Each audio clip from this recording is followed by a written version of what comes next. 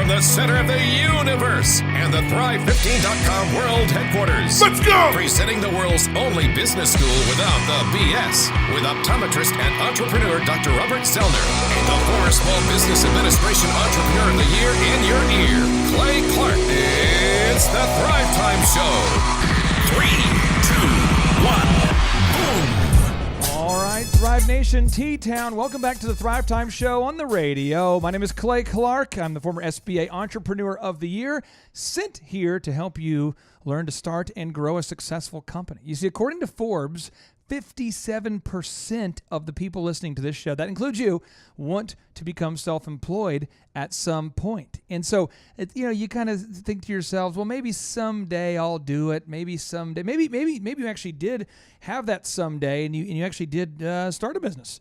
And now you find yourself going, oh my gosh, how do I do it? Or maybe you're somebody who's thinking about starting a business someday. Either way, this show is for you. And we always try to bring inside the box that rocks some local Oklahomies, people who know what they're talking about when it comes to running a business. These are people who've actually built a business, grown a business. They're doing it. So if your dream is to own a business, these people are living your dream. They're doing it. They might not feel like they're always living the dream, but they are people who are living that American dream to start and grow a successful business. And so today, I am honored to have two scholars, two gurus, two people who really know what they're talking about. And so the guy today who's attempting to fill in the incredible shoes for Dr. Robert Zellner. You see, Dr. Robert Zellner is out there enjoying his time and financial freedom on a beach somewhere today. Sincerely, he's enjoying his time on a beach somewhere.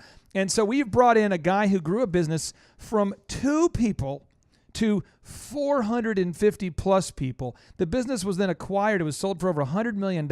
He's been featured in 21 irrefutable laws of leadership. So if you go and get that book by John Maxwell, he's in the book. He's quoted in the book. And now he's inside the box. It's Mr. Tim Redmond. Tim, how are you doing? Well, I am doing awesome, Clay. Thanks for letting me come in here and be part of the group here. I don't know if I'm going to fill these shoes here. We'll just have to put my own shoes on. I think you're actually a taller man than he is, and I think your feet might extend beyond the surface area available inside each shoe. I'm going to guess I could out-wrestle him, but probably not out-soccer kick him. Oh, okay. Beautiful, beautiful. Now, Tim, here's an accountability question for you. As you know, our show is sponsored by our good friends at Regent Bank, as well as from Oklahoma Joe's and ZipRecruiter and a whole bunch of different things. When was the last time that you've been to Oklahoma Joe's? Because I just want to know, sincerely, how long has it been since you have been to Oklahoma Joe's? Or have you ever been to Oklahoma Joe's? I have never been to Oklahoma Joe's, but you know what, Clay? I've been smelling his beans every day, it seems like. Every day I come in here to the Thrive 15 studio. Wednesday night, I had some beans with my son. I had some beans on Saturday. It's kind of a bean regimen I'm on. Eventually, it's going to, I've been told the health benefits are enormous. I'm looking forward to the effects, the positive effects of eating an Oklahoma Joe's only diet. The other day, a wonderful Thriver, a member of our listening community, brought me a baked beans lunch. True story, that happened. Thank you, Thrivers. And we have a Thriver this week, Tim, who sent me a New England Patriots I saw that. executive That's awesome. chair. That is awesome. That was a super gift. So thank you, Thrive Nation. And also inside the box that rocks, we have a lady who knows what she's doing. She is the CEO and the president of the Purcell Group. Miss Stacy Purcell, how are you? Doing great. Glad to be here, Clay. Hey, you have a voice that is definitely made for radio. Have you been practicing? I mean, you're a little bit too good, my friend. I have a degree in broadcasting. I haven't used it in many years. I'm telling you, wow, that is smooth. A secret power. Okay, now I want to ask you because a lot of people are listening, going, "What is the Purcell Group? What do you do over there, the Purcell Group?"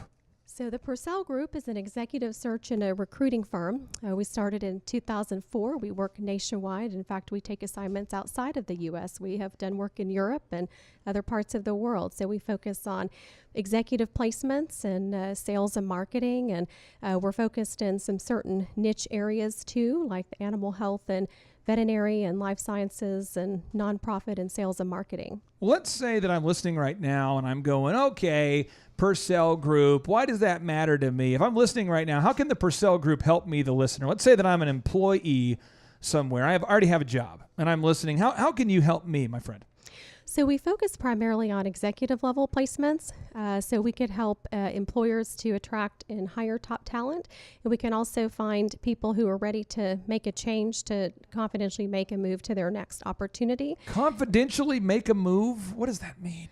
So the people that we place are not typically actively looking for a job. They're not in the market posting their resume, and we reach out to them. We're hired by our clients' organizations to find the top 10% of talent in the marketplace, and we reach out to them and attract them and recruit them to our clients' organizations. All right. Now, Thrivers, here is the scoop. We're talking today about the 4 recruiting epiphanies with Stacy Purcell. You see, she's been doing this for a long time. Although if you're on Facebook Live, you'll notice she looks as though she just turned 22. Was it 22 or is it 23? How old are you now? 22? Is it 22? Is that right, or is it 23?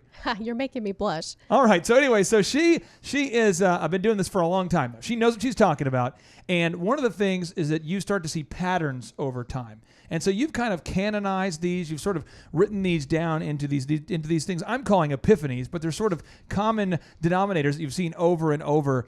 And if you're listening right now and you're going, what's an epiphany? Well, an epiphany is like a sudden manifestation or a perception of the essential nature of or meaning of something. So basically, if you go, oh, wow, that's how it works, or now I get it, or that's my aha moment, and that's kind of the deal. So let's get into this first one here. You say, always be open to opportunities. You may be content where you are, but you may be missing something better. What do you mean by that, my friend? So this is my 20th year in executive search and recruiting, and I've noticed that there are 2 types of people.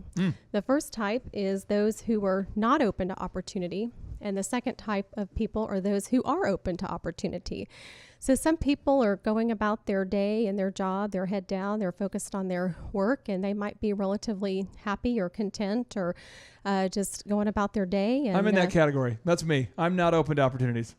And sometimes an executive recruiter will knock on their door and contact them and ask them if they're open to considering another opportunity, because even if they have a good job now, that doesn't mean that there's not a better job for them someplace else. So when I knock on people's doors like that, not literally but figuratively, I'll call them and say, are you open to looking at other opportunities? Some people say yes, some people say no, and we'll talk a lot more about that today. Now, Tim, I have a notable quotable that I'm going to read here from. This is from Jason Collins. This is the best-selling author of Good to Great and Built to Last. I want you to kind of unpack this because this relates to Jim Collins. I'm sorry, Jason Collins. Am I talking about Jason? Jason Collins was a center for the Nets. I believe the New York Nets. I believe the New Jersey Nets. He had a few good seasons there. Okay. And then Jim, I think, has touched the basketball, but that's about the extent of Jim Collins' experience. This just in, Thrivers. A note to self: Jim Collins. Why would I say Jason Collins? Jim is one of my favorite business authors of all time. I will tell you what, when I read Good to Great for the first time, the one thing that kind of it set in motion for me was that this concept of being just good is definitely in the way of being great. And here is the notable quotable. He says, good is the enemy of great. And that is one of the key reasons why we have so little that becomes great. We don't have great schools principally because we have good schools. We don't have great government principally because we have good government. Few people attain great lives in large part because it's just so easy to settle for a good life. Tim, talk to us, my friend. What does this mean? Well, I tell you what, we get so busy with a level of success that we like. We get comfortable, and comfortable is actually this cancer that keeps us from the great. And so I can see Miss Purcell here is knocking on the door, and she really wants to get people that are open to reaching the greatness in the life and not just the goodness. So I tell you, I like this whole quote of the good is the enemy of the great, and that's really what I believe this thing is saying right here. Now, Jim Stovall, a local Tulsa success story, he's the guy who he said he went blind before he really gained a vision for his life. He's an amazing guy, Clay. He became a multimillionaire after going blind, and he sent us an advanced copy of his newest book here called The Art of Productivity. He wrote this book, and it's actually the foreword is written by Steve Forbes, the guy who runs Forbes magazine, and it's kind of a big deal. And he says this in his book. He says, in the entire continuum from first becoming aware that you have choices and can act on them to completing your mission and living your dreams through your personal success, there are many rungs on the ladder. He says, I want to congratulate you for defining success on your own terms, establishing a mission from where you are to where you want to be, and examining your destination in light of your passion. Now, Thrivers, here is the action step that I want everybody to do. I want everyone to get out a sheet of paper or an iPad, or if you're really talented, get out an Etch-a-Sketch. Maybe get out a napkin at Oklahoma Joe's. Maybe get out some random paper you've taken out of the printer at Regent Bank. But you want to write this down. There's this thing called the F6, okay? The F6. So when we come back, Tim's going to kind of break these down a little bit more for us and the importance of setting a big vision for your life. Because if you have a big vision for your life and you realize you can't afford to achieve it, then maybe somebody like Stacy can help you find the job that can help you achieve those goals. So I'm going to go through the F6 here. The F number 1 is faith. You got to have some goals for your faith. So write down your goals for your faith. What does that mean? I mean, if you want to go to church consistently or you want to be a part of a certain religious journey, you need to make sure you plot the course. The second faith is family. The second F is family. So make some family goals. How many kids do you want to have? How many kids do you not want to have? Where do you want to live with the family? Do you want your kids to be homeschooled, private schooled, public school, whatever? Faith, family. And then friendships. Write down those friendship goals, Thrivers. Friendships. What? Goals for friendships? Yeah. Who should you be around? Who should you not be around? We're going to get more into that. So faith, okay, family, right? Friendships. The next one here is fitness. Fitness. Yeah, you got to write down your fitness goals, okay? You got to write down your goals for your finances, and you got to write down your goals for your fun, because you got to schedule some time to have some fun. And so, Tim, there's many people listening right now who are trapped inside an income box. They want to do more with their life. They've written down their F6 goals, and they just feel stuck in the job that's not going to allow them to get there. What advice would you have for these people, Tim? If someone's listening right now and they're like, man, I'm stuck in this job, but what advice would you have for the Thrivers out there who feel trapped? I think that's great question here. A couple things here come to mind, Clay. One is begin to dream, begin to think, begin to desire, get the fire of desire going. This dreaming, this desire, it's going to wake up these things that they push down, that they think, this is not possible ever. So you want to dream big. Dream big. Just begin to dream and desire. And then number 2, start to take action, even if it's little bitty action. So if you have in your dream to say, listen, I want to be an executive that's sought by Stacy Purcell. I mean, I want to be one of the top 10 in my area here. You see where you're at and begin to read. And what do these top executives read? What do they learn? How do they begin to think? Begin to reach, take little bitty steps towards that dream. Now, Stacy, if someone's listening right now and they're going, okay, I am thoroughly sold. I want to reach out to an executive recruiter. I want to kind of start that pathway, maybe looking for the next thing confidentially. How do they get a hold of you, my friend? Where do they find you? So they can go to our website. It's www.thepurcellgroup.com. Purcell with an S, Purcell group.com. Stacy, would you say that people would have to use the internet to find your website? I mean, overall, basically, is that what you're saying? To find the website, yes, they would have to go to the internet. Oh, I'm going to strike out right there. I'm old school. No, but seriously, Thrivers, you if you're listening right now, you got to get on the internet. And what was that website one more time?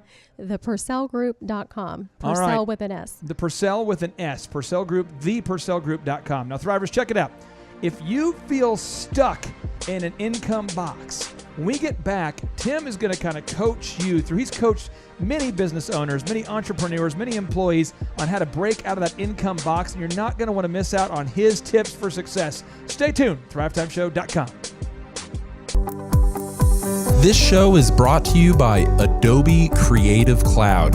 If you're a photographer, graphic designer, video editor, podcaster, business owner, or just creative genius, this is for you. All of your creative tools, all in one place. Creative Cloud includes the entire collection of creative apps for desktop, from favorites like Adobe Photoshop and Illustrator to new tools like Adobe Experience Design. Check this out. You can create podcasts seamlessly and high quality with Adobe Audition. Did you miss the exposure or looking to create a stunning and beautiful photo? You gotta download Lightroom. Okay. The latest release of Adobe Creative Cloud is here with incredible new features in Adobe Photoshop, Illustrator, and all of your favorite apps, plus millions of Adobe stock assets and new premium images are built right in. So you can turn your brightest ideas into your best work fast. Make sure that you check out Adobe Creative Cloud. It's at adobe.com. Once again, Adobe Creative Cloud at adobe.com. Live, local, now. You're listening to the Thrivetime Show. All right, Thrive Nation, welcome back to the Thrivetime Show on your radio. My name is Clay Clark. I'm the former SBA Entrepreneur of the Year, sent here to teach you how to make your business grow or to just make your career grow. You don't necessarily have to start a business. According to Forbes, 57% of people want to start a successful business. But what if you're listening right now and you go, I don't want to start a business. That sounds stressful, but I just want to go maybe work somewhere else and begin a career where I can really sink my teeth into something. I can really get into a career path that I can believe in. And so we were talking about, you have to know your goals. You have to know what you're all about. Okay, so Thrivers, I'm going to just walk you through my mind. You might go, what does Clay Clark want? What does he want? I'll tell you what I want. These are my F6 goals. I'm going to go over them with you. Okay, so for faith, I want to go to the Metropolitan Baptist Church on Sunday. I want to go to the 9 a.m. service, and I never want to go to the noon service, and I don't want to go into any other services. I never want to go on Wednesday, Monday, Tuesday, Wednesday, Thursday, Friday, or Saturday. I never want to go, and I don't want to be a part of home fellowship. Okay, that's my thing. So I just go on Sunday. Now, I love the church. They're great people. I just prefer to spend my time alone at Camp Clark and Chicken Palace. Okay, now second is family. My family goals. My wife and I wanted to have 5 kids, and we did have 5 kids, and then we're done. And we wanted to have a bunch of chickens, and we did that. And we have rabbits, and we're good. And we have chickens and rabbits, and we have cats, and we have a bunch of pine trees, and that's what I'm into. Finances. I wanted to be able to afford a lifestyle that allows me to never think about money, and I have done that. Check. Friendships. I made a list of people I want to have great friendships with. David Robinson, NBA Hall of Famer, was a guy. I said, one day I want to know him, and I know him. And I wanted to make a list. I said, one day I want to get to know Lee Cockrell. I want to know this guy, and I know him. I want to meet Tim Redmond, and I know Tim Redmond. I want to meet Stacy Purcell, and I'm serious. I want to know certain people, but certain people I don't want to know. So I try to surround myself with business owners that share my faith and values. And if you don't, it's cool. I just don't want to be around you because I don't want to sit there and debate with you about why I live my life the way I want to live it. I'm just if you don't like the Patriots, it's okay. I'm just not going to debate with you about why, you think we cheat a lot, which was something we have been caught doing several times, but we continue to win. But I know my friendship goals, okay?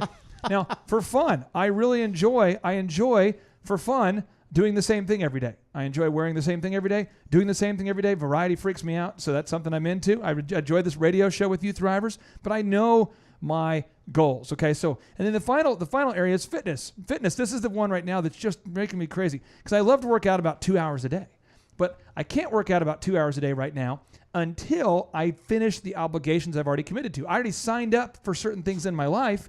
And when this radio show came out of nowhere and these awesome in-person 2-day workshops that we're doing, by the way, we just have a few tickets left. So I think we have 3 tickets left. Go to thrivetimeshow.com. Again, that's thrivetimeshow.com if you want to attend the in-person 2-day workshop from 7 a.m. Clay, I've been to seminars all over the world. These things are knock your socks off. Awesome seminar. We have a guarantee right now, by the way, Thrivers. If you come to the event and you're not happy, 100% money back, no upsells, and we have 3 tickets left. We have a scholarship, so if you cannot afford it, now you can. So the thing is, Thrivers, I'm just telling you what, I know what I'm all about, and I'm doing what I'm all about. And so therefore, if you said on the happy scale, where are you? I'd say, I'm happy. But I know what I'm doing. What I'm doing is getting me to where I want to go. I'm happy. But there was a time in my life, Tim, where I didn't know where I wanted to go, and I was very frustrated that I was stuck doing things I didn't want to do, and I also didn't know where I wanted to go either. So I was just sort of spinning around like a ship without a rudder. Yes. And according to check it out, according to USA Today, 59% of Americans say the American dream is not possible. According to CNN Money, if you Google CNN Money, 59% of Americans say the American dream is not possible. However, when you ask these people, this was the part of the survey that blew my mind. They don't know what their American dream is. Right. So they say it's not possible, but then you say, well, what is your dream? I don't know. So Tim, if I'm listening right now and I'm real frustrated, I don't feel like I'm getting to where I want to go with my career, I'm not content with just being here, what advice would you have to get me unstuck? Well, again, I mentioned this before, but I find even working with business owners, and I work with dozens of business owners here and coaching them in their business or teams, is that getting that fire of desire. It's like we get so used to what we're used to that we feel like we're stuck, and the way we look at anything is what it becomes. I know that sounds like a deep philosophical thought here, but stay with me just for a second. I'm listening to you. Yeah. If we begin to look at our life as stuck, then we see it as stuck, and we don't begin to dream outside of that. And so what I would do is I would just have the person, unless you're driving now, I would and you don't have one of those autopilots here, you don't trust it here, don't close your eyes if you're driving. But if you're not driving, it's so dangerous. I want you to close your eyes and just begin to dream. What if you could do and be whatever you wanted to be? Now, you've heard that in the motivational talk, you've heard that in the seminar, but have you taken time just to sit and think and take that serious? If you could go anywhere, where would you go? What would you do? What kind of income do you want to have? Just begin to dream that. Don't think, how am I going to make that possible? Just begin to dream that. And that's what a lot of people do not take time, Clay, just to dream and to think about their dream. Now, Stacy, I want to ask you this. If I'm listening as a potential somebody who's maybe I'm working at a job and I'm not super happy with my job right now.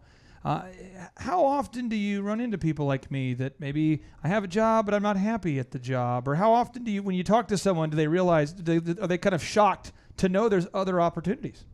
So I talk to people like that every week that are in a job and they're going about their business and they're not 100% happy in their current situation. But I think a lot of people just stay where they are because of fear. And I have an acronym for that, and that's false evidence appearing real. And I think some people get stuck and they're afraid. Maybe they don't have goals like we've been talking about, or maybe they're just afraid to put themselves out there and look around and see what else is out there. But how do you know that you're in the perfect situation unless you get outside of your situation and look and see what other opportunities are out there? There's some really, really negative statistics out there from Gallup, the guys at Gallup, at Gallup. Some of you listening might be saying, are they the guys who are part of the vast conspiracy with Trump and Putin working together to take over? No. And calm down with the Trump and Putin connection there. But here we go, Thrivers. This is a statistic from Gallup that says this. It says the percentage of U.S. workers in 2015, okay, that said they said, I consider myself to be engaged. This is in 2015. Okay, they said, are you engaged in your job? That's the question. Are you mentally engaged? Yes, you're physically going to work, but are you mentally present at the job? In 2015, the number was 32%.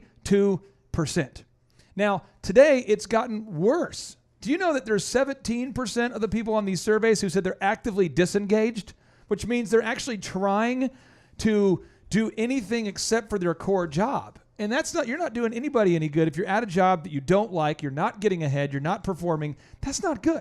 So Thrive Nation, I'm just telling you what, this is your year to succeed. So you either need to go out there and start the business you've been thinking about, or you need to talk to an executive recruiter like Stacy over here and get yourself the right job. Stacy, what's your website? thepurcellgroup.com with an S. It's the Purcell group.com. All right, Thrive Nation. Now, in the meantime, between time, from right now until we get back, I encourage you to go on over to Oklahoma Joe's and get yourself some baked beans. There's no better way to celebrate today than to go over to Oklahoma Joe's and get yourself some baked beans right now. Stay tuned. Are you a business owner? You need to ask yourself right now, how are you backing up your files and important documents?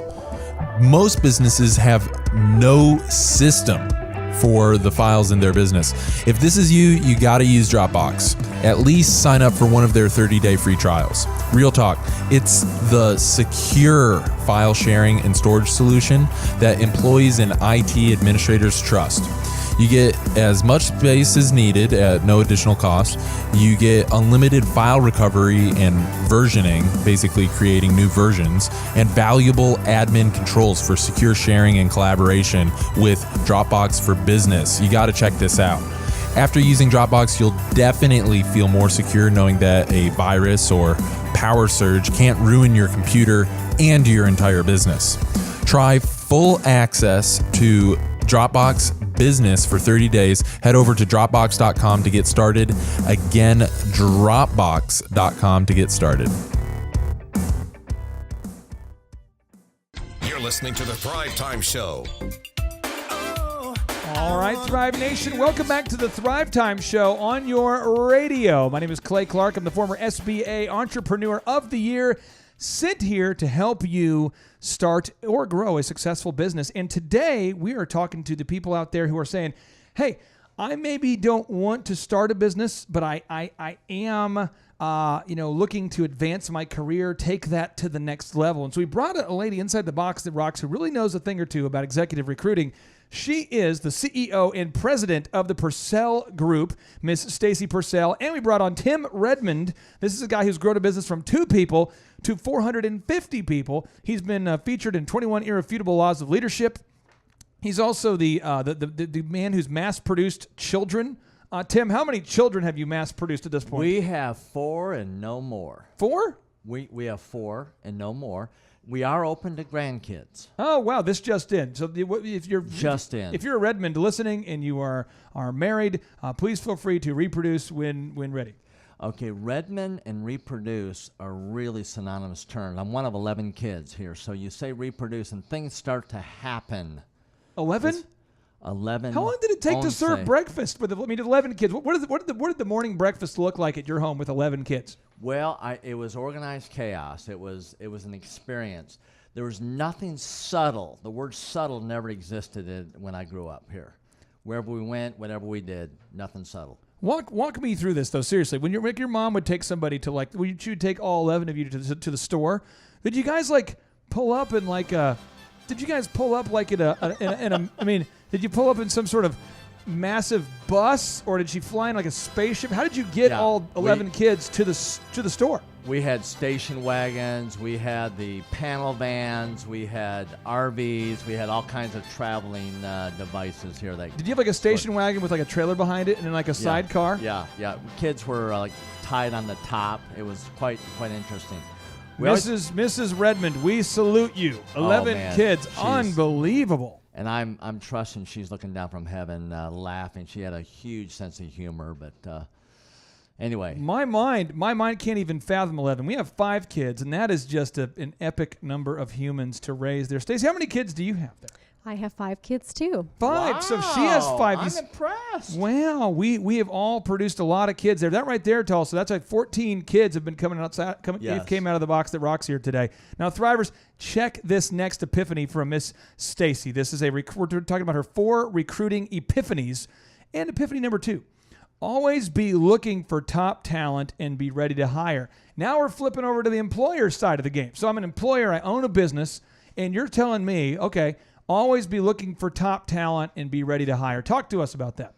Well, it's important to have a pipeline of talent because you never know if somebody's going to leave, quit, go take another opportunity. You're going to have a vacancy, or maybe sometimes you have an underperforming person that you need to replace. But what if you could get somebody from a direct competitor that was a top performer in your space? Wouldn't you want to be aware of that? So it's always good to be networking and looking for talent to bring onto your organization, even if you don't have a need. Why wouldn't you consider creating a position for a superstar?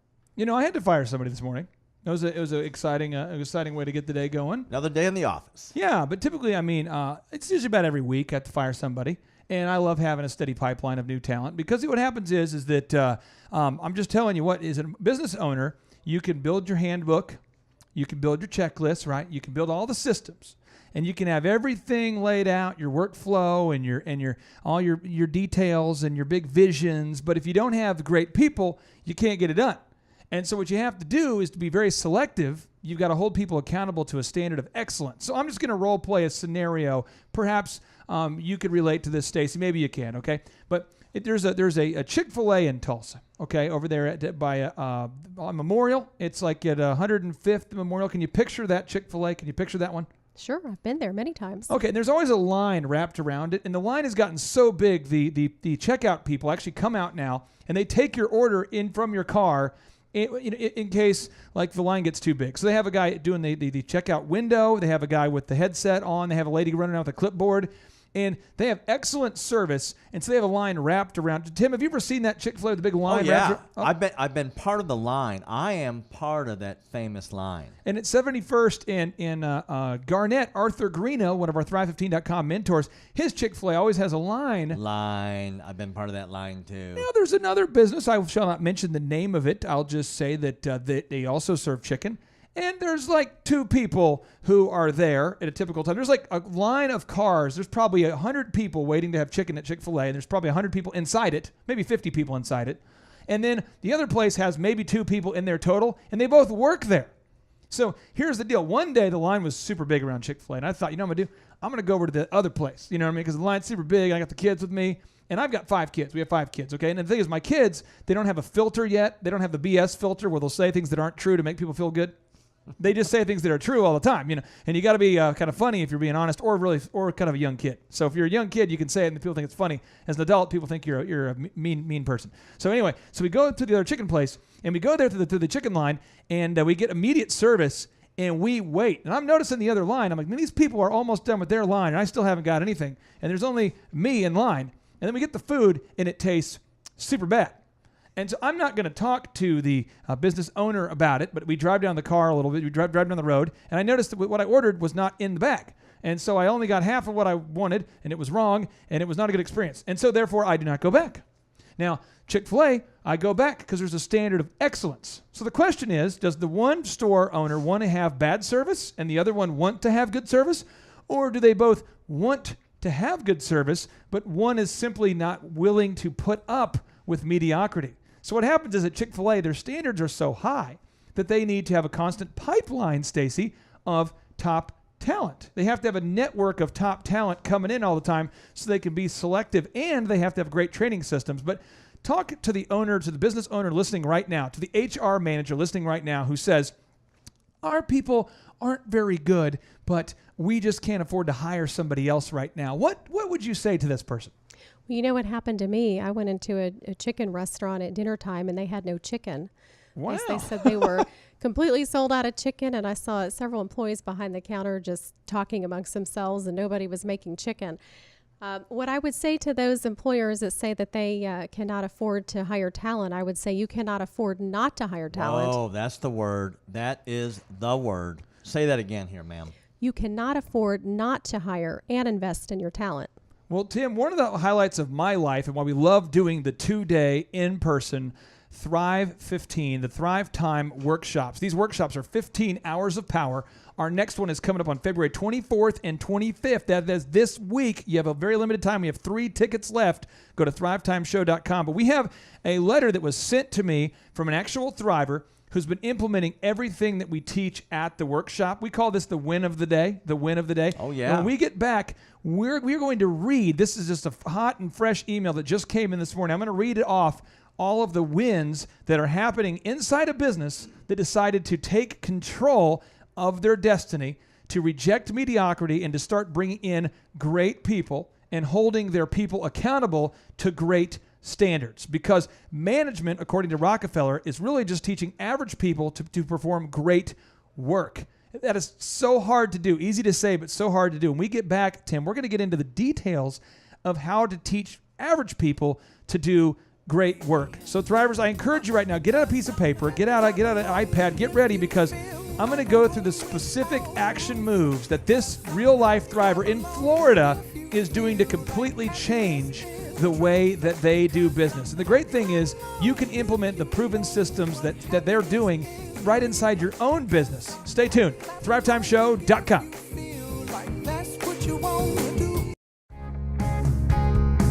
For the professional-looking man out there, this is for you. Are you tired of waiting for hours in disorganized barbershops around town?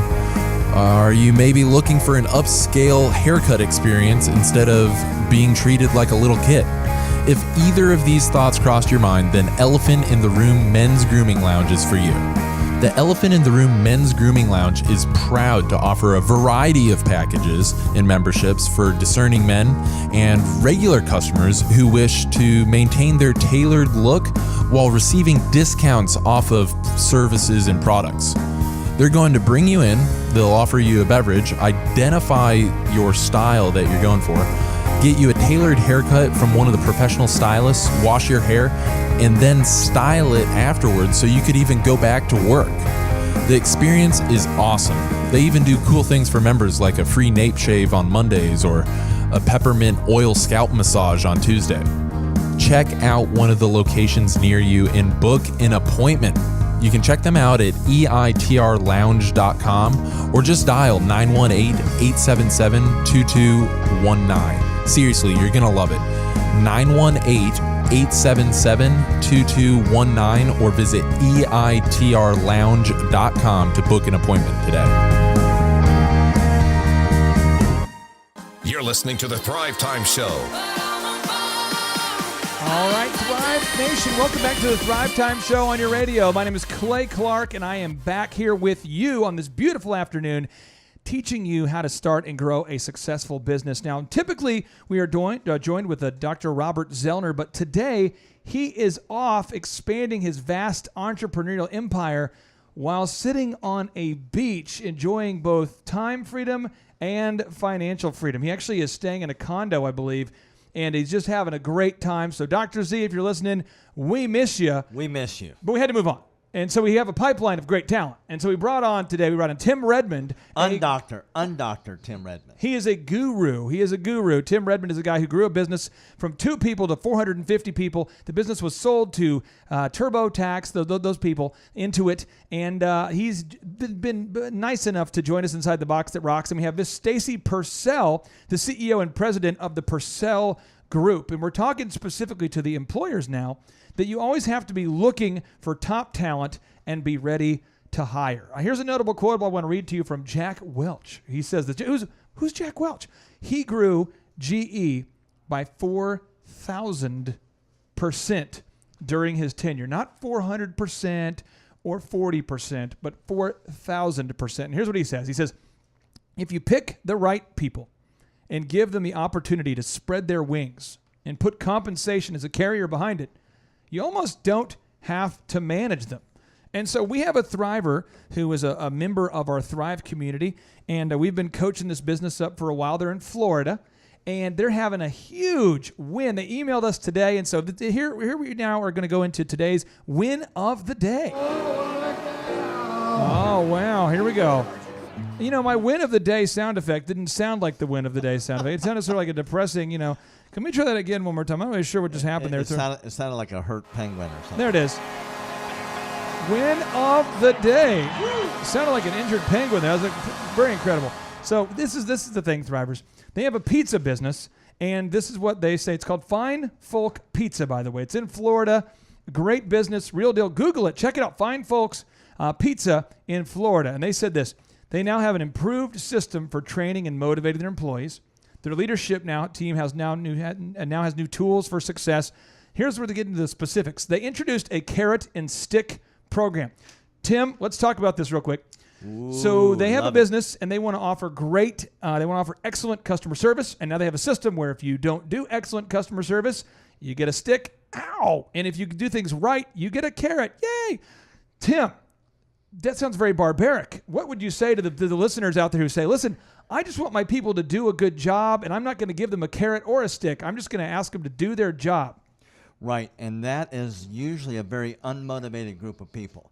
Just the basic foundation of motivational science, what gets people in motion, is the pain-pleasure principle.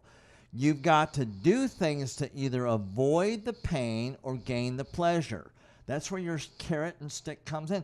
There's so many people, Clay, that they will say, well, I just believe in positive reinforcement. I only have the carrot, no stick, no stick at all. All right, and there's no threat and there's no motivation. There's no pain, no motivation. You need both, carrot and a stick. You know, Tim, I have audio. I have live audio from one of the most effective managers in American history. Can I play that for you? Let's do it. Here we go. Lord Vader, this is an unexpected pleasure. We're honored by your presence. You may dispense with the pleasantries, Commander. I'm here to put you back on schedule. I assure you, Lord Vader, my men are working as fast as they can. Perhaps I can find new ways to motivate them. Oh, he's such a good motivator. It sounds like Darth Vader's using the stick there. He's kind of intense. I mean, I don't know if you always have it's to. It's an invisible stick because they float upstairs. They float up and then they just get like they're in there like their neck crushed or something invisibly. Yeah, he uses the Force. It's kind of a scary thing. Now, don't we teach that in our system there, the invisible we stick? do not teach how to use the Force at our 2-day in-person Thrivetime workshops that'll be held this Friday and Saturday. To get your we have 3 tickets left. Go to thrivetimeshow.com. So, but in all sincerity, you have to have a stick in place, but you also have to have a carrot. People have to want to do the right thing. Now, here's what's happening. Someone listening right now is saying to themselves, you're saying, I want to put in a carrot and I want to put in a stick, but if I did that and I were to actually give people a stick, I would give them a penalty if they didn't do a good job, then I might lose people and I don't have anybody to replace them with, and so I'll just put up with it. And you do it long enough, pretty soon it becomes your normal, and then you hate your own job, but it's weird because you're self-employed, so you hate your own career, which is bizarre, which is where Stacy comes in. So Stacy, if there's an employer listening right now who has kind of a scarcity mindset and believes that it's really impossible to find good people, how can you help them? So when an employer contacts me, I first find out what exactly it is that they need, what they want this person to accomplish. And then we start out by discussing their qualifications and what success would look like in the first 3 months, 6 months, 9 months, 12 months of this person. And then our search firm identifies people that has those qualifications, and we seek them out, and we look for the top 10% of people. And most of the time, those people are gainfully employed. They're highly regarded, and they're not necessarily ready to make a move. And wait a minute. You said the top people are usually gainfully employed. They're not just sitting around hanging out, looking, sleeping on their mom's couch, looking for the next job opportunity? Absolutely not. They are working hard. They've got their head down. They're highly regarded by their employer. They're probably very compensated very well, and most likely they're happy with what they're doing now. Now, Thrive Nation, here is the little nugget here. The little nugget for you is when you find good people, they can get great things done. When you find good people, they can get great things done. So I'm going to give you a notable quotable from Lee Iacocca. And Lee Iacocca is the man who famously saved Chrysler. He's also the man who introduced the Mustang back when he worked at Ford. He took the job as the CEO of Chrysler for $1. He went in there and was like the turnaround expert that saved the company from bankruptcy. He did negotiate some government loans that Chrysler did pay back, but he really saved Chrysler. And one of the things he did is he fired a ton of people. And he found that really one person could do the job of 3 incompetent people. I mean, he just went in there and he was like, if you can do your job, yay. If you can't, get out of the way. So this is his notable quotable. He says, I hire people brighter than me and I get out of their way. I repeat, he says, I hire people brighter than me and I get out of their way. And I noticed that in our office here, Tim, John Kelly, who works with us, I call him the lead pipe. He's got kind of that Bostonian lead pipe sort of a. He's like, I just give me my to-do list, and I swear I'll get it done. Just get out of my way. And he will get it done. He always gets it done. And so the thing about John is when I brought him on, I started him off at the lowest level. He's working there doing search engine optimization. Then he moves up to doing some sales. And he moves up to do some marketing. Then he moves up to management, and now he's moved up to like an executive level management. He does a great job. But sincerely, if you tell him what to do and he knows specifically what to do, as long as you just get out of the way, he will always get it done. But there are some people that you give them something, and I don't care how simple it is, they're always going to say the following 3 things. They're going to go, I didn't really know what to do. That's my favorite one. I really didn't know what to do. The second is, there must have been a miscommunication because I really didn't know. Could you remind me? My third move is they say, could you remind me, Tim? Could you remind me what I'm supposed to do again? And you just see this over and over, and then you start Send me a text reminder, please. Yeah, please text me to remind me of the email. It's on and on and on and on. So the thing is, Thrivers, you've got to find great people. So Stacy, what does the process look like? If I'm listening right now and I'm sufficiently sold that I definitely need to bring in a top-level executive, I need to bring in a top-quality person, what are the steps for reaching out to you? How do I get started? Walk me through step 1, 2, 3. So the first thing is to contact us, and our website is thepurcellgroup.com, and then we'll discuss the reason that you have an open position. Is it because of growth? Are you trying to replace somebody? What is the reason for the position being open? And then we'll discuss the qualifications that you need for the person to have in order to be hired. We'll discuss what you're expecting the person to accomplish in the role and what success will look like after they've been in the role for the first year. And then after we have that, then our firm conducts a search, and we look for people that have those qualifications. These people, like I said, they're in the top 10%. They're not looking for a job, so we have to find them and convince them to come and talk to you and sell them on the opportunity to work for your organization. And if you're offering them something better than they have right now, they might be open to making a move to your organization. You said you might have to sell them on why to come work for an organization. Why is it so important that you are passionate about the employers that you are recruiting for?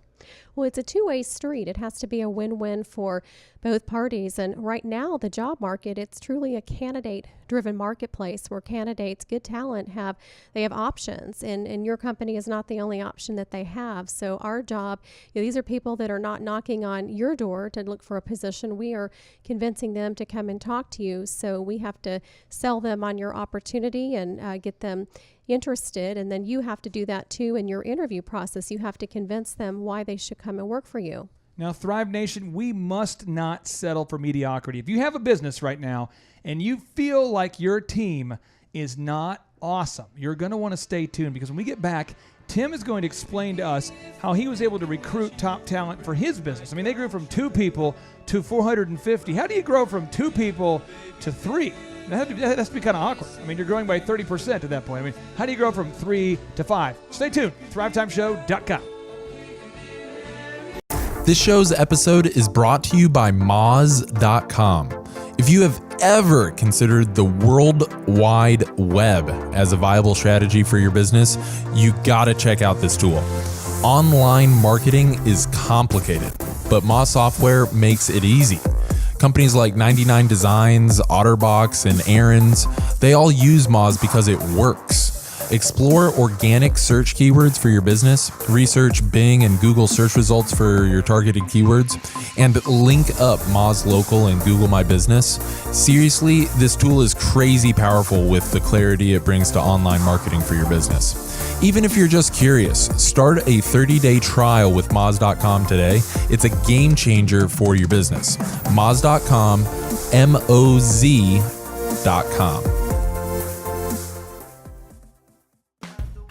Broadcasting from the center of the universe, featuring optometrist turned entrepreneur, Dr. Robert Zellner, and U.S. SBA Entrepreneur of the Year, Clay Clark. This is the Thrivetime Show. All right, Thrive Nation, welcome back to the Thrivetime Show on your radio. My name is Clay Clark, former SBA Entrepreneur of the Year, teaching you how to build that good life. You see, so many of us get motivated. We go to these events, these seminars, these workshops, and we get motivated. There's so many motivational seminars. And I tell you what, there's a great place for motivation, but then there is also a really, I would say, it's like, I kind of look at it as like a pie chart, Tim, and it's like, to be successful, 1% of it is motivation, and then 99% of it is perspiration. You know, Thomas Edison said, get her done. Yeah, Thomas Edison said that success is 1% inspiration, 99% perspiration. So on this show, we are dedicated to teaching you the specific techniques, the tactics, the strategies, the proven systems of millionaires and billionaires and how they built their businesses. And one of the things I see all the time, emails come into me, text messages come into me. People will say, I just can't find good people. That's why I love to celebrate Thrivers out there who are winning. And if you're just tuning in, we have a Thriver in Florida who sent us a very encouraging email this morning. And I want to share with you some of the highlights from this email. Wins of the day. Here we go, coming in hot and fresh. They said this: we are systemically reducing our cook times by 25%. We are having more fun at work. Noise making and dance moves when completing tasks or achieving has become more frequent. And one of his big goals, check it out, Thrivers, this is so exciting. This is exciting. He wanted to buy Bree, his girlfriend, an engagement ring, but he didn't want to do it until the business could sustain itself so he'd have the money to afford the ring. And he just bought her a ring. Ooh. Congratulations, Bree. Man. You're getting married soon. We're so excited for you. This is a business called Fine Folks Pizza. This is in Florida. And I'm telling you what, they implemented the moves, the proven systems that we're going to deep dive into like we're Jacques Cousteau at our 2-day in-person Thrivetime workshops. If you want to know more about it, we have 2 tickets left. Go to thrivetimeshow.com. You can go to thrivetimeshow.com to get your final tickets. It's going to be a packed out house. I'm super excited. You're going to put up with me for 15 hours of power. Clay, this is so awesome. You're talking 1% motivation, but you are going to spend 99% of your time on the 99% of, as my philosopher mentor, Larry the Cable Guy says, get her done. We are going to get her done. We're going to teach you how to talk about it. Yeah, the 99% about getting stuff done. And this has literally transformed this pizza place? Yeah, absolutely. And we had an email that just came in from our Oklahoma Joe's email hotline. You can email us at info@thrive15.com. You can email info@thrive15.com. And I'm reading it, but it seems as though this is probably how the Thriver felt when they sent it. They're going, Clay, when you said that Tim grew his business from 2 people to 3, you mentioned that the business grew by 50%. By 30%. That was actually 50%. So the point is, Tim, when you're growing from 2 people, right? So when you guys are starting the business, it was Tim and Tim. There's two of you. It's you and him.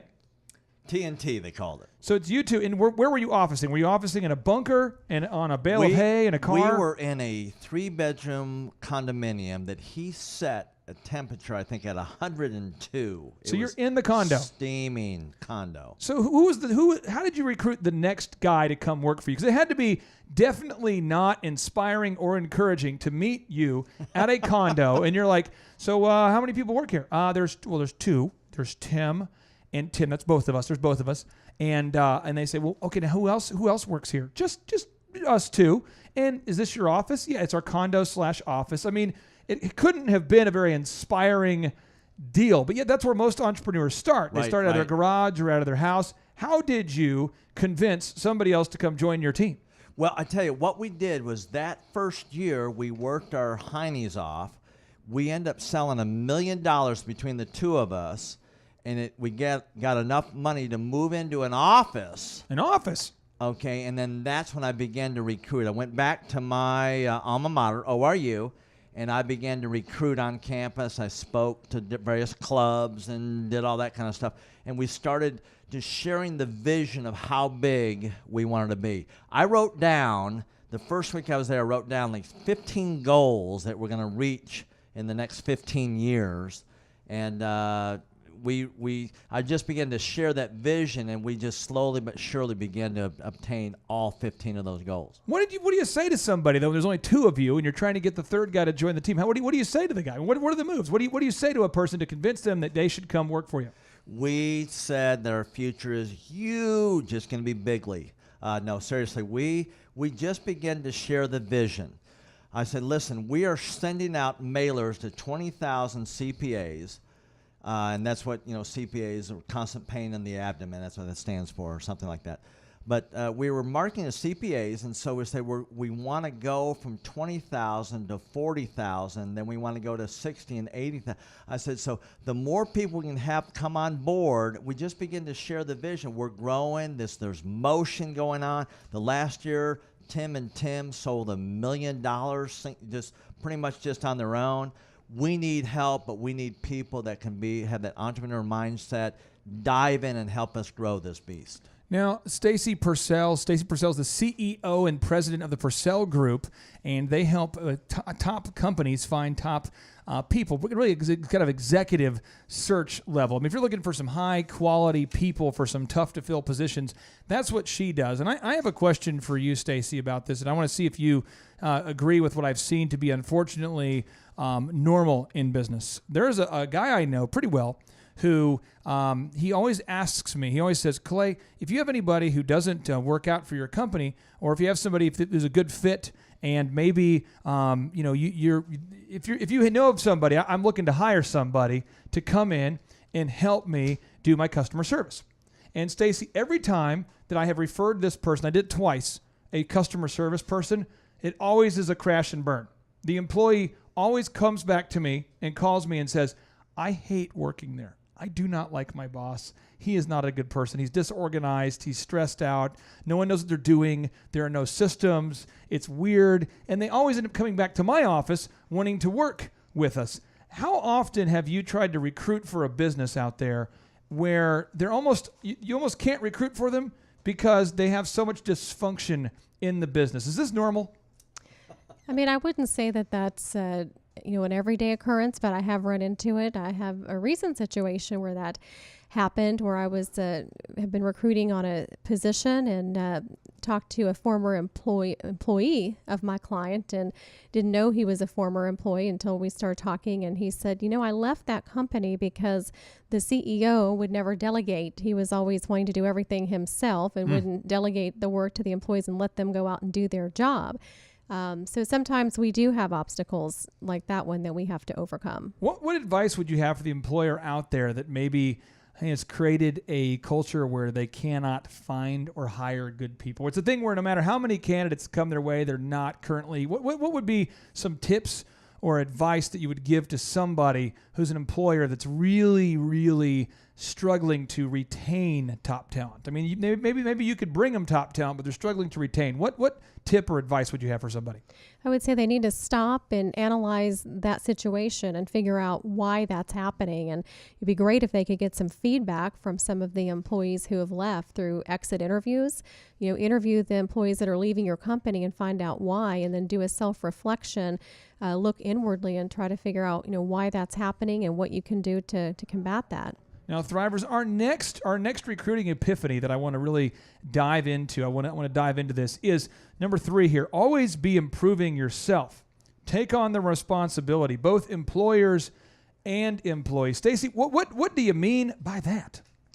Well, everybody should continuously focus on their self-improvement. So they should continuously do continuing education and training. And even if your employer doesn't provide that for you, which not every employer does, I understand, take that initiative into your own hands. Read books, go back to school, get another degree, a master's degree perhaps. Join organizations like Toastmasters to work on your communications and your leadership skills. That is a great organization. I really encourage I've been a member. It's a fantastic organization. And the other thing I would recommend would be networking. Networking? What do you mean by networking?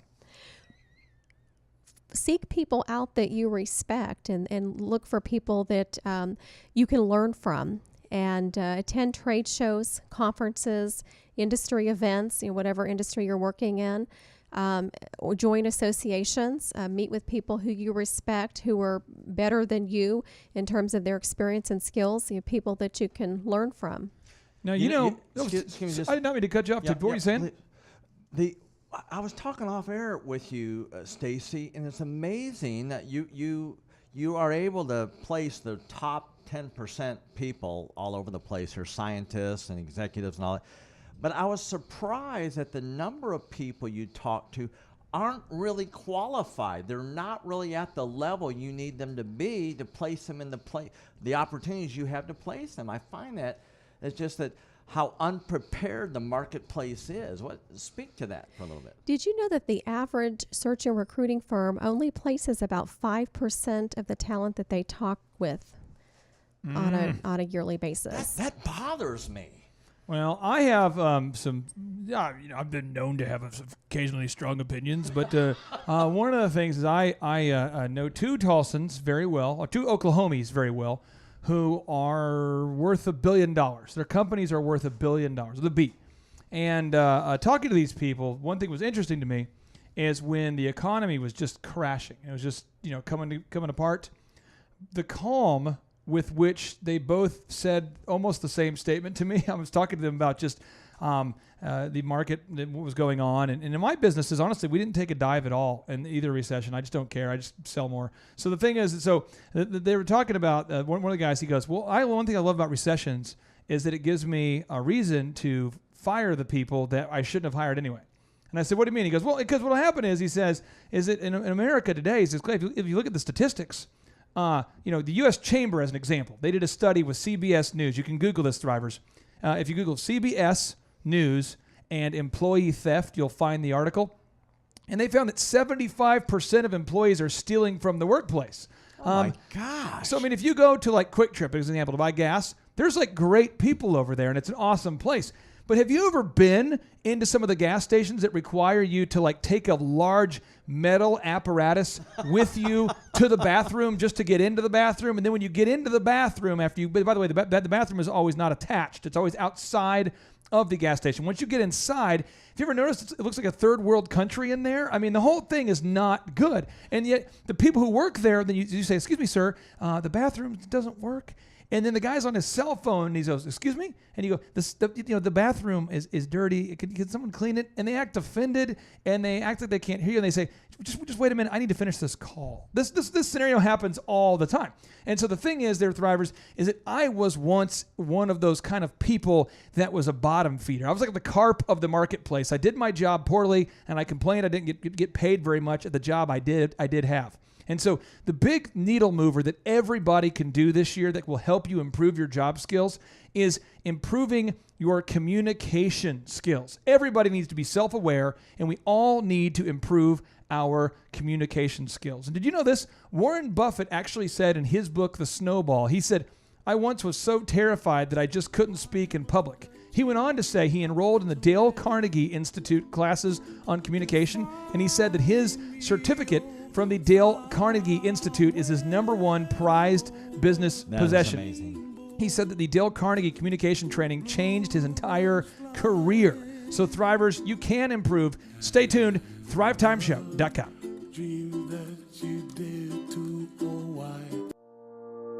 Are you looking to start or grow a business? Then you are definitely going to have problems and questions along the way.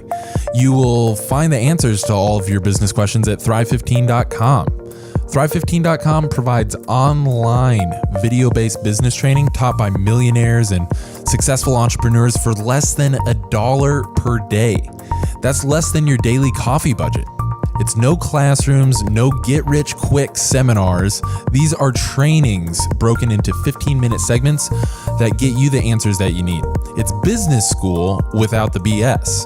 I dare you to try a 7-day free trial. Simply go to Thrive15.com, and the first 100 people will also receive a free downloadable for how to optimize your website.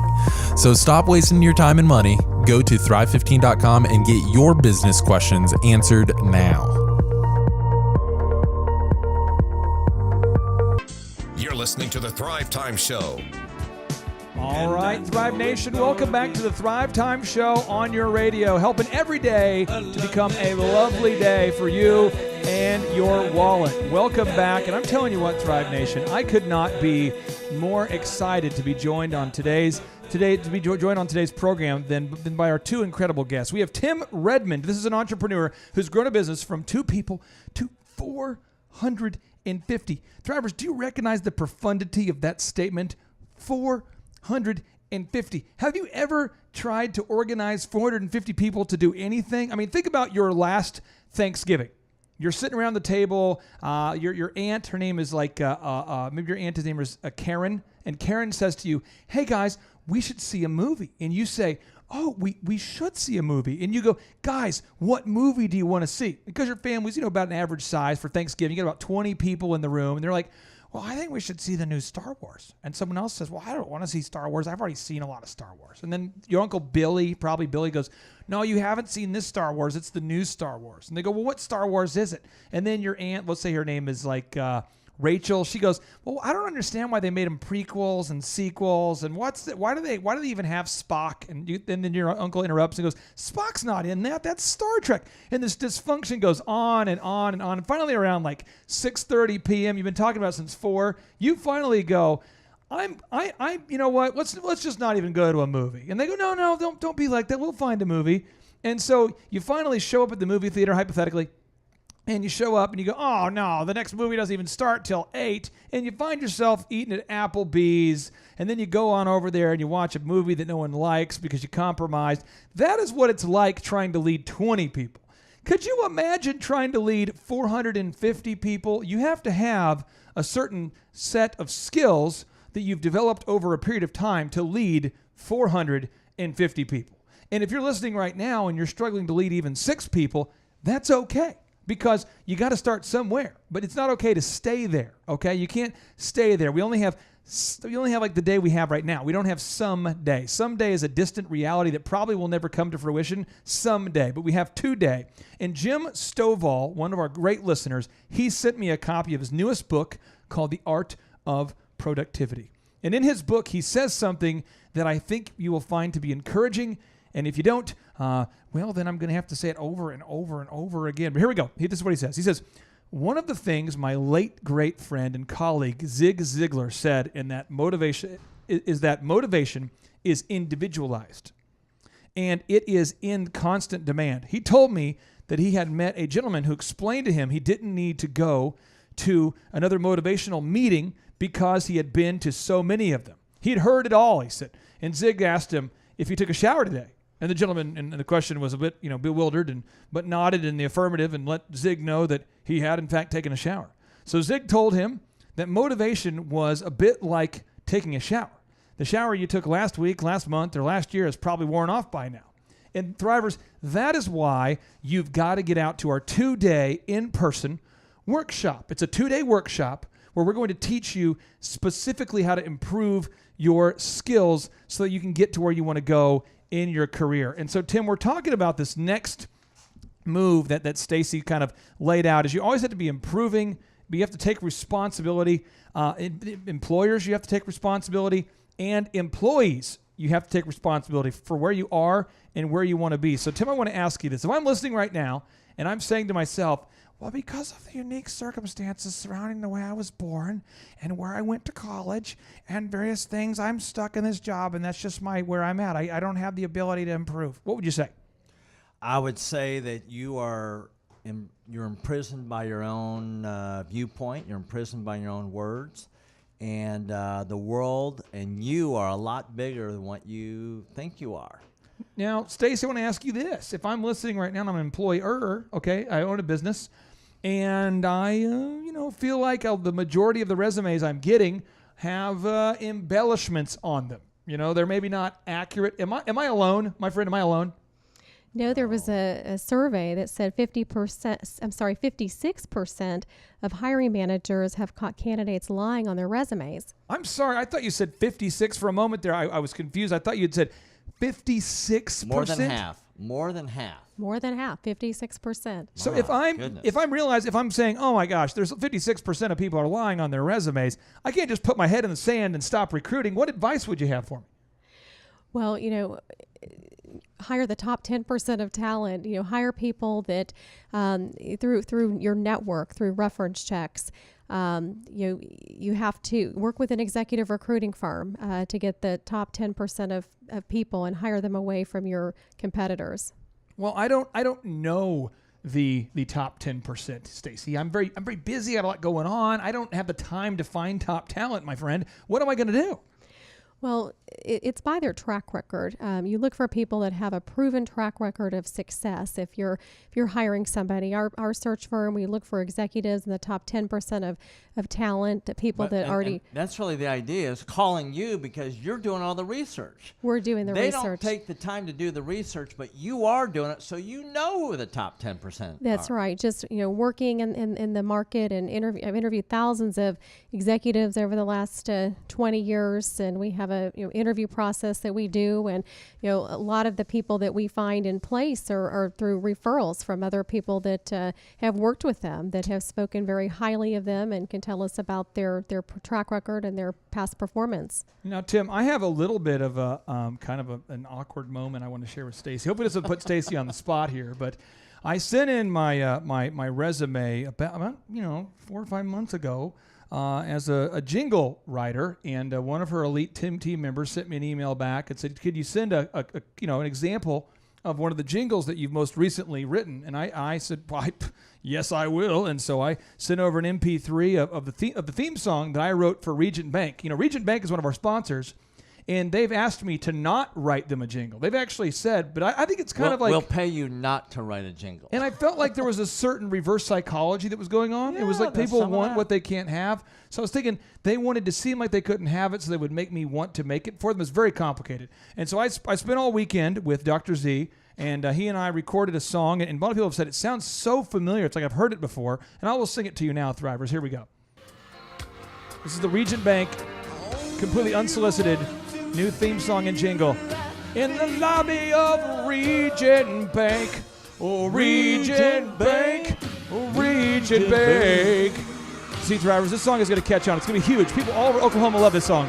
Oh Regent Bank. And then I got an email back from Stacy that said, "Please stop sending that song, and we don't have any openings for you." Why did you say that? Why am I not qualified to be a jingle writer, Stacy? I think she told you to join the Toastmasters too. Stacy, why would you not? Why can't I be a jingle writer? Well, actually, I kind of did like that jingle, Clay. Oh, wow.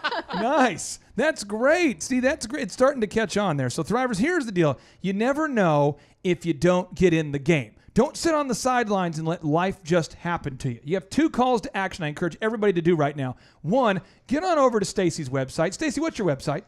ThePurcellGroup.com with an S. ThePurcell Group.com. Get on over to her website, and when you get to her website, you are going to find an incredible thing. It is called opportunities. If you're an employer, you're going to find potential employees. If you're an employee, you can find a potential job. And move number 2, go to Thrivetime Show and see what Tulsa's talking about. It is the Thrivetime Show, the very best business workshop in the history of the planet. It's going to change your life, change your wallet. I promise you, you will be happy. Go to thrivetimeshow.com, get the final 2 tickets.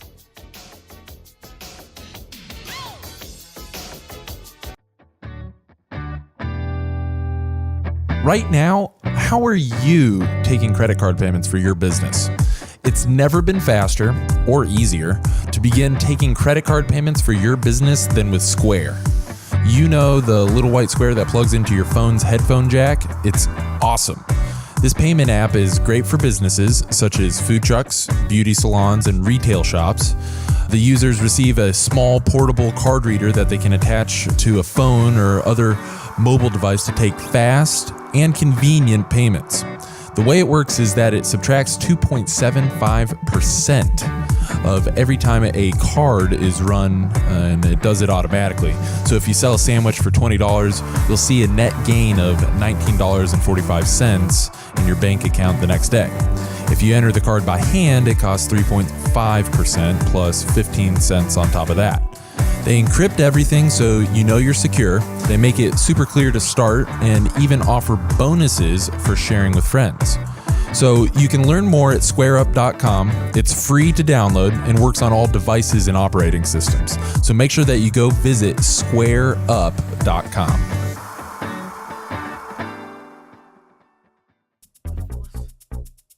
Live, local, now. You're listening to the Thrivetime Show. All right, Thrive Nation, welcome back to the Thrivetime Show on your radio. My name is Clay Clark, and I am sent here to help you grow a successful business. Today, we're talking all about hiring people. We're talking about how to find a great job, how to hire great people to work at the great job that you can offer as an employer. This is a show for employees or employers, but I'm going to tell you one thing right now that we've got to get serious about this. We got to get serious. I hope I don't take the show in a super negative direction here. Every once in a while I go, why am I going so negative? But I want to be very real with you. You only live one time. I've been doing some research. I've been asking some people. I've been saying, have you ever met somebody who's lived, twice that you know of? And I met one guy over at Double Shot. We're opening our new Elephant in the Room over there at 17th in Boston this Saturday night from 6 p.m. to 8 p.m. We're having another kind of a celebration, and we're doing some things. We had a grand opening there this past weekend, and I'm just telling you what, the business is growing. And there's a great coffee shop over there called Double Shot. And occasionally you'll meet some granolas over there. These are some people who wear basically clothes that they typically bought at like a thrift shop. They like to wear a lot of corduroy. They have a very long beard where they can hide tools in the beard. So like they might run around and do like, construction, but they can hide like a hammer in their beard. They can just tuck it in there and it's no big deal. And so I go into this place and I'm talking to these people. I said, have you guys ever met somebody who's lived twice? Have you ever met somebody? And everyone's like, no. And this one guy's going, bro, anything's possible, bro. Could you spot me on this latte though, bro? And I realized, so there's only one guy that I could find who's verified that people do come back and live multiple times. And I say that because this year I lost, my dad. My dad passed away of ALS. And if you're listening right now and you're a human, if you probably have lost somebody that you know at some point, right? And as a general rule, the people who die typically don't choose the day they're going to die. Most people don't look at a calendar and go, well, I tell you what, it's going to be a rough patch there on the calendar, so that right there is I'm going to end it right before that part. No, a lot of times we just die, and that's it. So what happens is with that, yes, there's, we talk about eternity, and that's a different show, but we're talking about on the planet Earth as we know it. So what happens is you and I wake up, and we have an option today. We can say, is today a gift? Because if it is a gift, then this is the day that the Lord has made. If you say, I don't believe in God, okay, fine. This is the day that a higher being made. I don't believe in a higher being. Fine, this is a day that I made myself. Whatever. The point is, this is the day, and you're going to rejoice and be glad in it. Or are you going to say, this is a day that the Lord has made, and I'm going to just silently be frustrated about it and complain about it and just be stuck? Because if you're stuck and you're unwilling to get unstuck, it's your fault. So here's the thing. Here's my challenge for you. If you're an employee and you feel stuck, get on over there to the Purcell Group website, check it out, and apply. Get on the phone with an executive recruiter and find something that's not soul-sucking. Find a job that you like. And if you're an employer and you can't find good people, get on over there to her website and find some good people. Now, if you want to start a business, get on over to our in-person Thrivetime workshop. We have 2 tickets left, and I don't know what you're doing. You need to get out here. We have a scholarship. It's financially affordable for everybody, but let's get serious. My dad passed away. Get unstuck by taking action. Absolutely, and I'm just telling you, my dad passed away this year, and you go, well, that's why you're so sensitive about it. No, okay, my best friend died when we were roommates in college. Well, that's why you're so sensitive. We all know people we've lost this year, okay? We've lost some good people. We lost George Michael. I just recently stopped mourning the death of George Michael. It's been tough to just get motivated, Tim. So, Tim, I want to ask you, for someone who's listening right now who feels stuck in the game of life, you've coached a lot of people. Why? Why do people feel stuck? What's going on? What is the justifying behavior that allows someone to stay stuck for their entire life in something they don't like to do? Well, they're believing something that is really an illusion. They're believing that what is temporary is permanent. They think that they're stuck as this attitude to believe that there's nothing they can do, nothing they can think, nothing they can develop into that's going to make a difference here. And that is nothing more than an illusion. And so when I talk about leadership, I talk about improving your looks, right? Not so much how you look in the mirror, although that may help, but how you look at what you're looking at. And so this is a land of opportunity, Clay, for entrepreneurs, for executives, with Stacy with us here. There's more opportunity today than there's ever been in the world at any time. This is the land of opportunity. Stacy, if I'm listening right now and I say, well, the economy's been rough, there's no good jobs, what would you say? You recruit every day, my friend. What would you say to the listener who says, there's no good jobs out there? There's plenty of jobs out there. There's plenty of opportunity out there. Our firm has many openings right now. You have many openings right now? Many openings. So if I'm listening right now, what kind of openings what kind of jobs, or maybe what kind of niches do you specialize in? Do you help the Russian government find cosmonauts? Is that sort of your niche, or what's your niche? So we work in several industries, animal health and the veterinary and the pet products industry. We've moved into the nonprofit. We place people in sales and marketing, executive search, and we've done executive search in a variety of different industries. So the roles that we fill range from executive level positions, sales, marketing, research and development, for example. Now, I've noticed a disturbing trend, Stacey, and I want you to be, this show's being transcribed, so I want you to be totally direct when I ask you this hard-hitting question, okay? The other day on the news, we discovered that 30 miles off of the coast of Connecticut, true story, there was a Russian spy ship. I don't know if you saw the news there was a Russian spy ship off the coast of Connecticut, true story, 30 miles away. And then a U.S. Ship was buzzed by two Russian planes. And I asked you the question, are you staffing for the Russian government in the cosmonaut program? And you never really told me a yes or a no. So I want to know. I just noticed your business is booming. I noticed your business is growing, and so is the encroachment of the Russian government. So I just want to know. I mean, Trump's been elected. Your business is growing. The Russian government's coming in. What is your connection? What is your connection to the Russian government? Question one. And two, how long have you been recruiting for the Russian cosmonaut program? I notice her eyes darting all around the room here. This is getting very uncomfortable in here. So I can directly say I am not recruiting for the Russian government. And then the second question was, how long have you been? I have never recruited for the Russian government. Well, I tell you what, it sounds pretty convincing, Thrivers, but I tell you what, if you are looking for a job to work directly for the Russian government, you might want to check out our website as well. But anyway, so Thrivers, we are talking about the next epiphany she has about recruitment. She's been doing this forever. She's been in the recruitment game for years, and this is the next epiphany she has. She says, hire high integrity people. And I think the word integrity is used all the time. We're in Tulsa, so it's like the Bible Belt. So it's kind of a move, in my opinion. In my opinion, it is a move where low integrity people in Tulsa love to call their business integrity, and high integrity people want to call it integrity. So if you're a low integrity guy in Tulsa, typically you'll put an ichthus on your working truck. And if you're a high integrity guy, you'll do it too. So it gets kind of confusing because I've met some people who are the shadiest people in the whole world that have an ichthus on their truck. And I've also met some great people that have an ichthus on their truck. By the way, the ichthus is it's a shape of a fish that represents that you're a Christian. But the word integrity, what does that mean? Well, the word integrity means it is an undividable number. It's from the root word integer. Okay, so it's the state of being whole and undivided. It's being transparent all the time.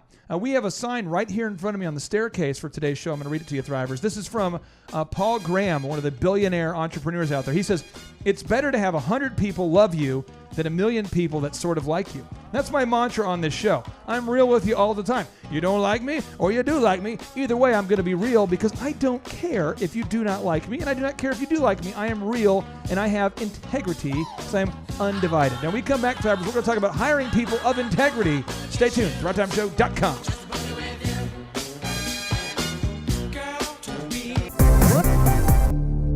Okay, managing your money has not been easier. Mint.com is the solution to ambiguous and blind money management. You can effortlessly create budgets that are easy to stick to, or even use one that they make for you.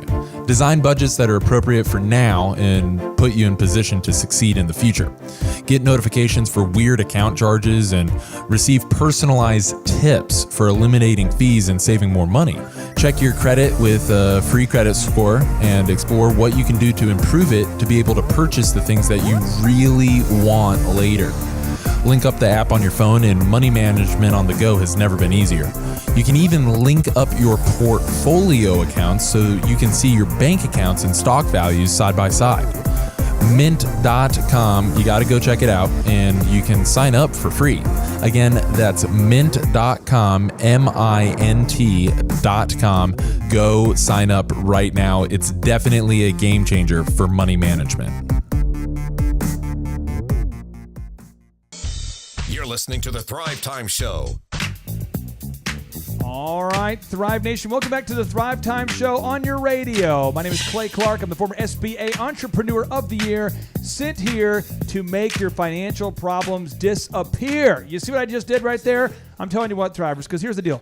Last year is still in the rearview mirror, okay? It's in the past. We're moving on. It's gone. It's past. But a lot of us are now carrying that baggage from last year into this year. So now we're like, this year is going to be another year. And I'll tell you how you know if you are going the right way. I can tell you how you know if you're headed the right direction. If you wake up excited to go to work, excited to do what you do, then you have found the right thing. If you wake up and you realize that you're not excited about what you're doing today, and it's not helping you get where you want to go, so check that out. You can't wake up tomorrow and necessarily love every aspect of every job you're ever going to have. But if you don't feel like your current job is getting you closer to where you want to go, then maybe today is the show that you need to hear, because we have an executive recruiter on the show who helps people just like you get connected with their dream job.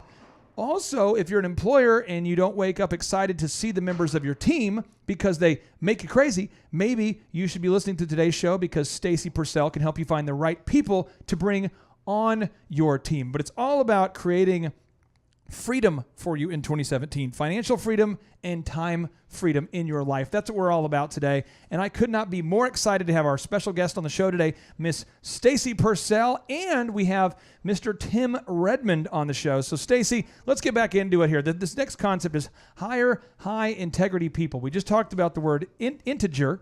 Means undivisible. It's a number. Tim, what's an example of like an integer? You know, if I'm listening right now, I'm going, I don't know what an integer is. What's a number that's an integer? A whole number would be like the number 2. Okay. Making sense. Okay. So, Tim, when you see a thriver, when you meet somebody out there who wants to be successful as an entrepreneur, and they continue to hire people that don't have high integrity, what begins to happen in their organization? I mean, it's almost super predictable. It happens every time. Well, I tell you, it's somebody with bad characters like yeast in bread. It spreads everywhere and just causes it to explode.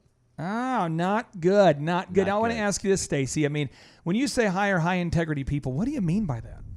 Well, employers have to hire people that, and Clay, I know that you're really good at this in your company. You know, hire people that have the same values that you do, people that are going to be honest, honorable people, because for certain jobs, now not every job, some jobs require maybe a doctorate degree or a master's degree, but if you're looking at a pool of candidates and there's somebody that has integrity and somebody that doesn't, and the person that doesn't have integrity may not have the same level of skills as the person that does have integrity, wouldn't you want to hire the person with high integrity and then train them on the skills versus hiring the person that's not honorable, and then it'd be a disaster like the yeast story. Well, I want to share an example, Thrivers, of integrity getting real for a second about integrity, because this is something that I think if you get this wrong, I think I've messed up on today's training. And from start off with a notable quotable from Warren Buffett. He says,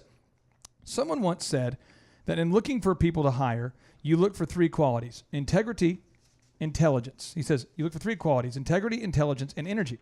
And if you don't have the first one, the other 2 will kill you. You think about it, it's true. If you hire somebody without integrity, you'll really want them to be dumb and lazy. That's Warren Buffett, all right? So here is what I have discovered.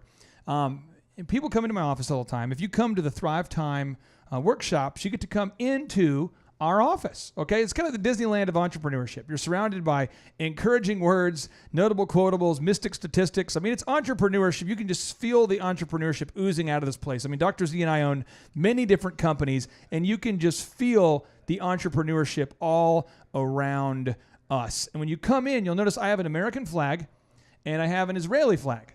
And it's because that anybody who's not pro-Israel is not a friend of mine. And I realize that if you're listening to this show and you're not pro-Israel, then you can change the station. And I would invite you to do so if it gets intolerable for you. But the thing is that I am pro-Israel and I'm pro-America. And you also notice I have 5 kids, and I don't apologize that I homeschool. Why? Because I think the school system's terrible, statistically. I mean, just look at the math. Now, I'm not an apologist for our education system. And if you send your kids to public schools because you think it's the right choice for them, that's fine. And we don't have to agree on things. But I'm so passionate about homeschooling. Not only did I decide to homeschool our kids, but then I found the best teacher that I could find in public schools, who was the former teacher of the year, and we hired her to work just with our kids. So I'm just telling you, Thrivers, I'm passionate about those values, and I'm not going to tell you anything different, whether we're face-to-face or whether we're on the radio show. It's the same thing. Now, the thing about integrity, it's threatening to people. It's alarming to people when you're 100% transparent about your worldview.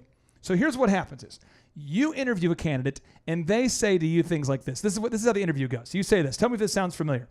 So what's your biggest weakness, Craig? And Craig goes, well, basically my biggest weakness is when I find that like I'm an overachiever, and a lot of times it creates jealousy in the office, And so like I just left my last job because like I was overachieving so much that other people got jealous. And then the employer, who is also not being candid, goes, oh, that's interesting. Wow. Okay, well, let's talk. And then they hire this person. And now they have a false pretense.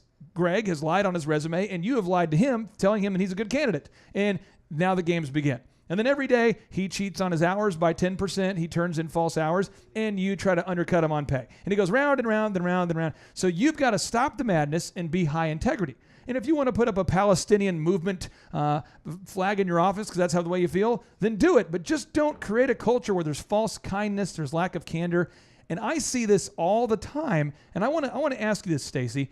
If you could say, if someone's listening right now and they are in a cycle of continuing to hire high-skilled people without integrity, what would be your encouragement for the person who continues to hire high-skill, low-integrity people? I would just say stop and look at what you're doing. Think about what you're doing. Has it been working for you? Has it not been working for you? And if you want to change the pattern, stop and start focusing on hiring people that have the same values that you have. Look for people that have integrity. Did you know that employers, when they have a skill set of requirements that the person needs to have in order to be hired, employers will hire people that only have 80% of those skills in a lot of cases. And I've seen many situations where the most qualified person did not necessarily get hired, but the person with the best attitude, the person that their values lined up, they were a better cultural fit within the organization, got hired over somebody that maybe was a little more qualified or had more experience. Now, you are a source of wisdom, and if people want to get in touch with you, what is your website? The PurcellGroup.com. It's ThePurcell Group.com. Now, Tim, you coach a lot of businesses all over the country, people that need a lot of help growing their business. A lot of people who have a big business and they need to grow it. It's kind of stuck. They can't seem to unlock the growth. Yep. What's your website? How can people get in touch with you? It's Redmond Growth, so it's REDMOND. Growth, GROWTH.com, RedmondGrowth.com. Now, Thrivers, we're not going to get into it today for the sake of time, but I will tell you just a kind of a little taste of it here. In our 2-day in-person workshops, we teach sales, and one of the things we teach in our sales training is this thing called the law of credibility, where you should never say anything that is not true. So every time you say something while doing a sales presentation, you should support it with a fact. So I'm going to do a little sales move with you, Thrivers, right now. So here we go. Our Thrive workshops, our 2-day workshops, are the best business workshop on the planet. Fact. I say that's my opinion. Now, the fact is Google Thrive 15 workshops. Go read some reviews. Okay? And they are the most affordable workshops on the planet. That's my opinion, but a fact. Go ahead and look up the Tony Robbins workshops. How much are those? $1,000 to $3,000. What about Robert Kiyosaki? $500. What about the Maui Mastermind? $30,000. Go read their reviews. Oh, not very good, are they? So the thing is, we are the best, and we are the most affordable. Now, the third is that we will not upsell you anything. That's your opinion, right? Well, a fact, go watch the video reviews from great Tulsans. You'll probably know some of the people you'll see in the videos talking about how we didn't try to upsell them anything. And you know why? Because we're sowing seeds into your life. And we believe with our scholarship program that now makes it affordable for everybody, we can help Tulsa's entrepreneurs, the world's entrepreneurs, become the most successful they can be. Tim, why are you so passionate about helping our Thrivers succeed in the game of business? Oh, it is so fun to see their business begin to be the vehicle that brings them to fulfill their dreams and fulfill their purpose. It really... Businesses, I look at business as this huge expression of creative compassion to serve other people. But when you're serving other people, your business begins to serve you in a powerful way. Thrivers, I'm telling you what, I love to be able to serve these great business owners. Check out a few of them. Go ahead and Google Barbie Cookies. Check out Barbie Cookies. We have a chance to serve them. Go ahead and Google. I had Barbie's cookies today. awesome. Game changers. Make sure you Google Find Folk Pizza. These guys are in Florida. Why don't you Google UPS? I've worked with them. Why don't you Google O'Reilly Auto Parts? I've worked with them. Hewlett Packard. Either way, Thrivers, we've worked with all these big companies. We want to work with you. Begin your journey. Go to thrivetimeshow.com. Go to thrivetimeshow.com and purchase those final 2 tickets. We will see you there. As always, 3, 2, 1, boom! Boom.